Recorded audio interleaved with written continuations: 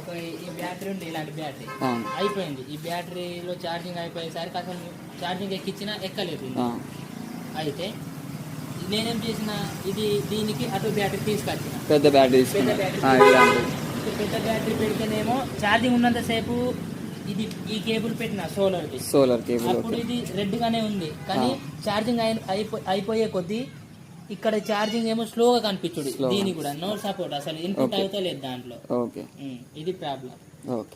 ఈ plate 30 what, ఆ బ్యాటరీకి set కావాలంటే 40 to 50, 60 మధ్యలో మాత్రం ఉండాలి. ఈ 30 వాట్ కూడా రాదు, తక్కువనే వస్తుంది. ఆ మిషన్ కి సరిపోవాలంటే పెద్ద బ్యాటరీ తీసుకున్నారు కాబట్టి ఇది ఏంటంటే సగం వరకు ఛార్జింగ్ చేస్తుంది, ఓన్లీ సగం వరకు అయితే ఛార్జింగ్ చేస్తుంది.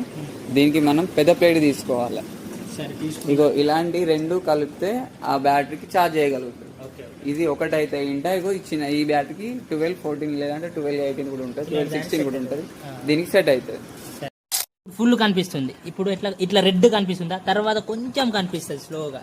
ఓకే, సో విన్నారు కదా, సోలార్ ప్లేట్ అయితే సరిపోవడం లేదు, చిన్నది ఉంది. ఇంతకుముందు అయితే ఇప్పుడైతే మనం పెద్దది ఇవ్వడం జరుగుతుంది. టాటా 50 వాట్ సోలార్ అయితే ఇవ్వడం జరుగుతుంది అన్నకి.